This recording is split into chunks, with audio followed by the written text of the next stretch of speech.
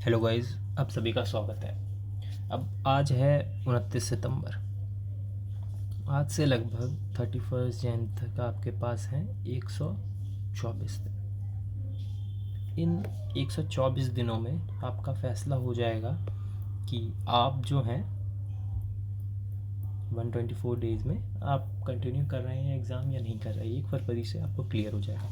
इसीलिए ये जो 4 मंथ्स हैं आप अपने एंड से ऑप्टिमम यूटिलाइजेशन करिए इसका, ठीक है। अगर आपने अभी तैयारी शुरू नहीं भी की है, आप करना चाह रहे हैं, तो भी अगर सिस्टमेटिक रूप से करा जाए तो एटलीस्ट आप इतने तो एबल हो जाएंगे कि अगर आपने जो पढ़ा है उस हिसाब से क्वेश्चन आ जाते हैं तो आप प्री निकाल पाएंगे। ऐसा नहीं है कि बिल्कुल असंभव ही है। हाँ, अगर आप इनपुट लेवल पे असंभव को संभव बनाएंगे तो बिल्कुल ये जो आपको दिख रहा है इम्पॉसिबल वो भी पॉसिबल हो सकता है।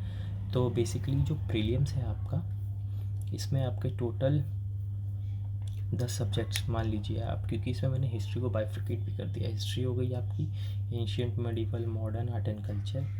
इन दोनों का वेटेज ज़्यादा है, बट अब आप जानते हैं कि यूपीएससी अनप्रेडिक्टेबल है, तो आपको हर सब्जेक्ट की इतनी तो प्रिपरेशन करनी ही चाहिए कि उससे अगर कोई क्वेश्चन आ जाता है तो आप यूज टू हो उसमें, ठीक।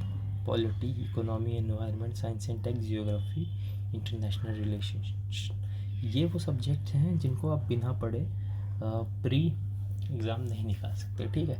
इनको निकालने के लिए आपको इन पे ध्यान देना होगा। तो ये जो आपके 4 मंथ्स हैं, अगर आप इनमें मतलब पूरे रूप से डेडिकेटेडली अगर इन पे फोकस कर देते हैं ना, तो आप इस एग्ज़ाम में एटलीस्ट स्टैंड कर पाएंगे। हम सभी जानते हैं ना, the winner is who stands 1 minute longer.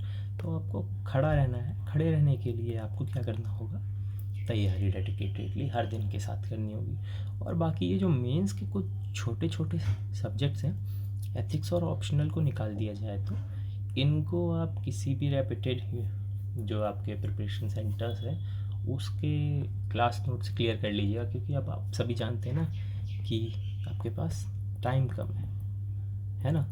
तो अब आप जो पढ़ेंगे आपको नोट सिलेक्शन बड़े अच्छे से करना होगा।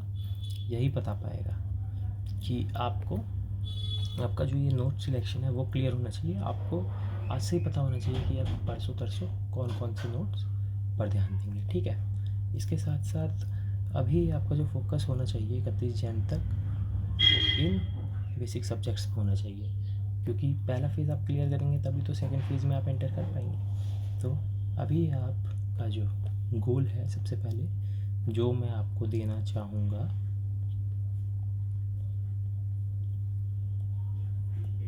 ये जो आपके 29 सितंबर से 31 जनवरी तक का दिन है ना, ये जो 124 दिन है, इन पे आपको ये क्लैरिटी होनी चाहिए what notes you follow, what notes book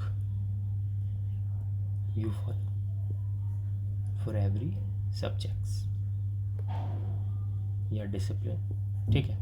आपको ये क्लियर होना चाहिए आप किस सब्जेक्ट में क्या क्या पढ़ने वाले हैं, तभी आप ये अंदाज़ा लगा पाएंगे कि इसके कितने पेजेस हैं, किस हिसाब से आपको डेली आप डिस्ट्रीब्यूट कर सकते हैं, किस दिन आप कवर करेंगे, ठीक।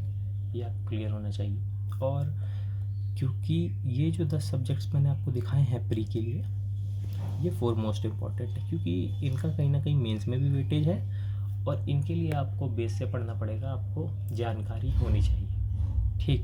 क्योंकि आप सभी जानते हैं कि अब प्रीलिम्स का जो लेवल है वह काफ़ी ही मुश्किल हो गया है। उसमें क्वेश्चंस इतने घुमा के पूछे जाते हैं कि जब तक आपको basic clarity of the concepts of the topic ना हो तब तक आप उसे सॉल्व नहीं कर पाएंगे, ठीक। और रही बात मेंस की, तो मेंस के छोटे छोटे स्मॉल टॉपिक्स हैं, स्मॉल डिसिप्लिन्स हैं, उनको आप बाद में भी क्लियर कर सकते हैं अगर आप अपनी तैयारी में प्री क्लियर कर लेते हैं तो अभी इस रेस में आपको बने रहने के लिए ये जो आपके 124 दिन हैं, इसका ऑप्टिमम यूटिलाइजेशन करिए। आप आज आपको यही टास्क देना चाहूँगा कि हर सब्जेक्ट्स के लिए आप कौन से नोट्स पढ़ेंगे, कौन सी बुक पढ़ेंगे, उस हिसाब से डिसाइड करिए। और मेरे हिसाब से अगर आपका बेस जैसे पॉलिटी हो गई, तो इसमें अगर आपका बेस सही है, आपने 9वीं से 12वीं अच्छी पढ़ाई करी है, तो एक कोचिंग इंस्टीट्यूट्स के या तो नोट्स ले लीजिए या कोई बुक ले लीजिए, ठीक है। पर वो बुक ऐसी लीजिएगा, मैं उस पर सजेस्ट नहीं करूँगा, वो आपको अपने हिसाब से देखनी होगी कि कौन से किसकी लिखावट, किस लेखक की लिखावट आपको सबसे ज़्यादा सूटेबल लगती है, आपको वर्ड समझ में आते हैं। क्योंकि अब आपके पास ज़्यादा समय नहीं है तो आप एक ही रिसोर्स को फॉलो करिए, बट उसको ऐसे फॉलो करिए कि हाँ आपने सही से पढ़ा हो ऐसे।